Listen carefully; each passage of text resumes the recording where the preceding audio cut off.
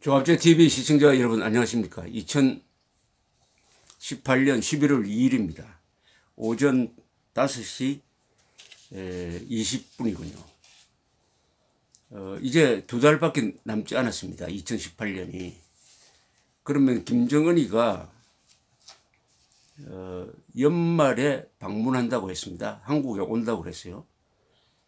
평양회담, 문재인 김정은 지난 9월 평양회담에서 그렇게 공개적으로 약속을 했습니다.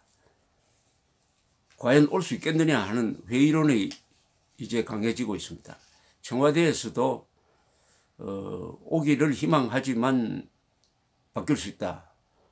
뭐 이런 유보적 태도로 바뀌고 있습니다. 과연 올 수 있을까요? 온다면 뭘 할 수 있겠습니까? 김정일이도 2000년 6.15 선언에서 적당한 시기에 남한을 방문한다고 했습니다. 그러나 오지 않았어요. 왜 오지 않았느냐? 김정일이는 서울로 갈 때 개선장군처럼 가야 한다는 생각을 가지고 있었습니다. 즉 한국이 적화일보 직전에 가야 내가 개선장군처럼 갈 수 있다. 물론 신변 보장에 대한 확신이 없었겠죠. 그러나 결국 오지 못했습니다. 김정은도 마찬가지일 겁니다. 내가 서울에 간다면은 개선장군처럼 가겠다. 전쟁 범죄자가 아니라 개선장군처럼 가겠다. 그런 분위기를 조성해 달라고 아마 문재인 정권에 요구하고 있을 것이라고 생각을 합니다. 그러나 지금 돌아가는 모습이 김정은에게 결코 유리하지 않습니다. 김정은이 세계 언론을 사로잡았습니다. 시진핑을 만나고 트럼프도 만나고 문재인 대통령과는 3번 만났습니다. 그 3번이 한 번은 평양, 한 번은 휴전선의 북쪽에서 만나는 형식이 되었으니까 그 형식 자체가 문재인 대통령을 불러서 만나는 식으로 되었습니다. 그리고 4.27선은 평양선은 남북군사합의서 다 북한 페이스대로 되었어요. 그러면은 김정은이 손에 뭐가 남았습니까? 눈에 보이지 않는 것은 대한민국의 대북 경계태세, 안보태세가 상당히 약화되었다. 이것은 북한에 유리한 지점입니다. 그런데 북한이 가장 필요로 하는 것은 경제 제재의 완화 또는 해제입니다. 북한은 작년에 마이너스 성장을 했습니다. 올해도 마이너스 성장을 할 가능성이 뭐 거의 100%입니다. 그러면은 제재가 완화가 되어야 됩니다. 제재 완화는 유엔 제재의 완화, 미국 제재의 완화, 한국 제재의 완화를 의미하는데 여기서 가장 중요한 게 유엔의 대북 제재인데 유엔의 대북 제재를 지금 세계가 준수하고 있는 편입니다. 중국이 한만 국경지대라는 특수 상황에서 눈 감아주고 있는 것은 있지만은 그러나 정면으로 대북 제재를 무시할 수는 없는 상황입니다. 특히 사나운 트럼프 대통령이 중국을 겨냥해서 계속 관세를 높여가면서 무역전쟁을 하고 있는 이런 상황에서 시진핑도 트럼프 눈치를 보지 않을 수 없는 상황이고 한국 또한 여러 가지 약속에도 불구하고 실질적으로 북한을 금전적으로 물질적으로 돕는 것은 거의 불가능합니다. 그런데 화려한 선정과 화려한 외교에는 성공했습니다. 김정은이. 그런데 손에 잡히는 건 현재 없어요. 하나 미국의 군사적 타격을 일단 면한 점에서는 뭐 얻은 게 좀 있다고 보지만은 희망하는 것과는 많이 다를 겁니다. 많이 다를 거예요. 이건 뭘 의미하느냐. 역시 한반도 대결의 핵심은 이승만 체제 대 김일성 체제의 대결이다 하는 것을 잘 알 수가 있습니다. 왜 이렇게 북한이 아직도 탈출로를 찾지 못하고 있느냐. 그것은 첫째, 김일성이가 공산주의를 선택했기 때문이고 김일성이가 중국과 러시아 편에 붙었기 때문입니다. 하나는 체제고 하나는 노선이죠. 왜 이래도 지금 대한민국이 공산화되지 않고 있느냐. 아시아에서 두 가지의 기적이 있다고 그래요. 하나는 중국이 공산화된 게 기적이고 또 다른 것은 한국이 공산화 안 된 것이 기적입니다. 공산화 안 된 기적은 이승만 그리고 미국 덕분이죠. 이승만 체제에서 우리가 살고 있다는 것을 부인할 수가 없습니다. 오늘 대한민국이 공산화되지 않고 있는 것은 이승만 덕분입니다. 즉 이승만이 만든 시스템이 있습니다. 첫째는 자유민주주의 시장경제 방문체제입니다. 두 번째는 한미동맹입니다. 문재인 대통령도 이승만 체제에서 살고 있고 이승만 체제에서 국정 운영을 하고 있다는 것을 부인할 수 없을 것입니다. 아무리 노조 편을 들어도 시장경제라는 기본 틀을 바꿀 수는 없습니다. 아무리 검찰, 판사, 언론을 장악하고 있다고 해도 한국이 자유민주주의 법치에 기반한 국가 운영 원리를 갖고 있다는 이 점을 인정해야 하며 이것을 부수는 데는 시간이 많이 걸릴 것입니다. 그리고 구체적 반발이 본격적으로 일어날 것입니다. 요사이 고위 판사들이 목소리를 높이고 있는 것도 여러 반발 중에 극히 일부입니다. 지난 70년 동안 이승만 체제가 건설한 그리고 그것을 이어서 박정희 대통령의 산업화 그리고 복지화 정책이 만들어낸 이 거대한 문명, 대한민국이라는 거대한 문명의 반격이 아직은 시작도 되지 않았습니다. 그러나 이 문명이란 것은 결국 구성원들이 문명적 삶이 무너진다고 생각할 때는 반발하게 되어 있어요. 일종의 생존 투쟁 차원의 반발이 일어납니다. 계급 투쟁도 강하지만 생존 투쟁도 강합니다. 그렇다면은 김정은이가 원래 안에 서울로 올 환경은 조성되지 않고 있다. 지난 9월보다 지금 두 달이 흐른 지난 11월이 김정은에게 결코 유리해지지 않았다 하는 것을 알 수가 있습니다. 그리고 미국과 중국 대결 구도가 더 심화되고 있습니다.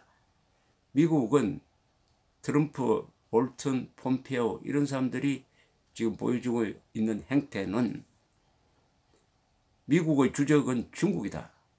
중국이 막강한 경제력을 군사력 건설에 쏟아부어 가지고 과거에 독일이 했던 것처럼 해군력을 증강시키고 해서 이 동아시아에서 남중국해 그리고 이 한반도 주변에서 패권 국가가 되는 것을 절대로 허용하지 않겠다. 늦기 전에 손을 봐야 한다. 우선 경제를 약화시켜야 한다. 그리고 중국과 러시아의 협력 관계를 떼어놓아야 한다.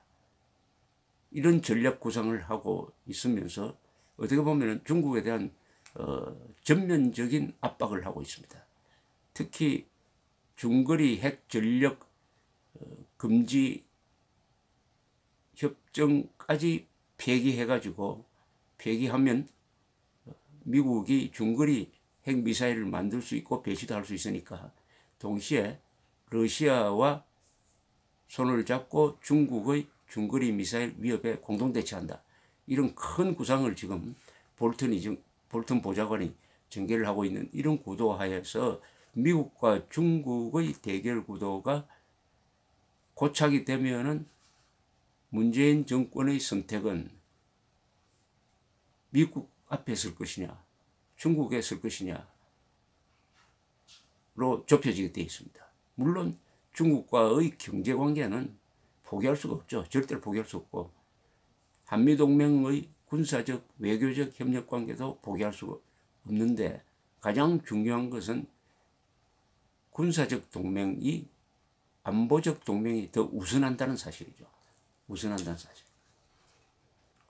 이런 과정에서 문재인 대통령은 오로지 김정은의 안전을 위해서, 어떻게 보면 김정은의 행복을 위해서 대한민국 5천만의 행복이나 안전을 희생시키는 그런 이상한 대북 정책과 외교 정책을 펴오다가 보니까 문재인 정권 또한, 문재인 대통령 또한 입지가 좁아지고 말았습니다.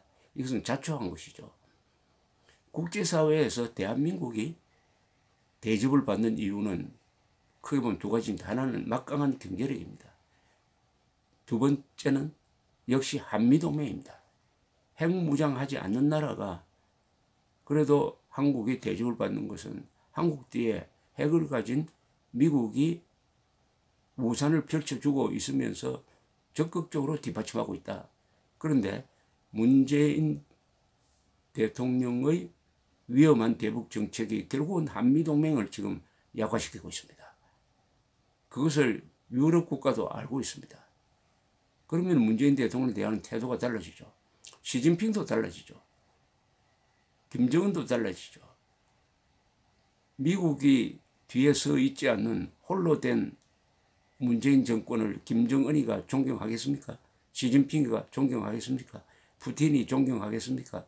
마크롱이 존경하겠습니까? 메르켈이 존경하겠어요? 결국 문재인 대통령이 위기를 돌파하고 힘을 얻으려면은 우리가 지금 이승만 체제에서 살고 있다. 이런 것을 인정해야 하고 거기서 활로를 찾아야 합니다. 시장경제, 자유민주주의, 법치, 반공주의, 그리고 무엇보다도 한미동맹, 이승만 체제에서 살고 있습니다. 이승만 대 김일성의 대결에서 이승만이 이겼어요. 김정은과 문재인 대결입니다. 여기에 김정은과 문재인 대통령은 마치 연인 사이다, 뭐 친구 사이다 이런 이야기 하는데 그것은 한반도의 현실을 부정하는 겁니다. 현실을 부정하는 관념입니다. 한반도의 현실은 민족 사이 정통성과 정체성을 놓고 다투는 타협이 절대로 불가능한 총체적 권력 투쟁입니다. 대한민국식으로 통일되든지 북한식으로 통일되는 두 길밖에 없는 것입니다. 여기에 중간지대 없습니다. 중간지대, 낮은 단계 연방제, 그것은 가공의 현실입니다. 따라서 이제 한 해도 두 달밖에 안 남은 이런 상황에서 되돌아보면은 우리 많은 성실하게 사는, 법 없이도 사는 성실한 국민들이 걱정하고 있는, 이러다가는 김정은 치하가 되는 거 아니냐, 이러다가는 공산화되는 것 아니냐 하는 이런 걱정을 하는 분들이 많고 그 걱정에 일리가 있지만은 크게 보면은 김정은도 별로 얻은 게 없다. 그렇게 비관적인 것만은 아니다. 이승만 대통령의 위대한 선택에 의해서 대한민국이 문명 세계 편에 섰다. 김정은은 야만, 할아버지의 선택 때문에 야만의 편에 서 있다. 대한민국은 어둠의 세력이 아니라 광명의 세력이다. 북한은 어둠의 세력이다. 바로 인공위성이 찍은 사진이 보여주듯이 대한민국은 광명의 세계, 문명의 세계, 자유의 세계, 북한은 어둠의 세계, 기만의 세계. 그러나 이것을 듣기 위해서 이 어둠의 세력과 광명의 세계를 서로 혼합시켜 버리기 위해서, 샘물과 오물을 뒤섞기 위해서 만들어낸 말이 민족이죠. 민족. 우리 민족끼리 통일하자. 민족 화해하자. 이런 기만에만 속지 않는다면 대한민국은 절대로 공산화될 수가 없습니다. 아시아의 두 개의 기적, 중국이 공산화된 것은 거기에 모택동이라는 군사적 천재가 있었어요. 그리고 미국의 여러 가지 정책이 실패했습니다. 그리고 장개석 군대가 부패했습니다. 대한민국 공산화 안 된 것은 이승만이 있었어요. 미국의 도움이 있었습니다. 그 기본 구도는 지금도 변함이 없습니다. 새삼 한반도는 김일성 세력과 이승만 세력의 대결이 지금도 지속되는데 이승만 세력이 질 수는 없을 것이다. 그러나 국가적 자살을 하는 수도 있긴 있습니다. 그것만 하지 않는다면 지금 현재 지고 있는 것은 김정은이지 대한민국이 아니다.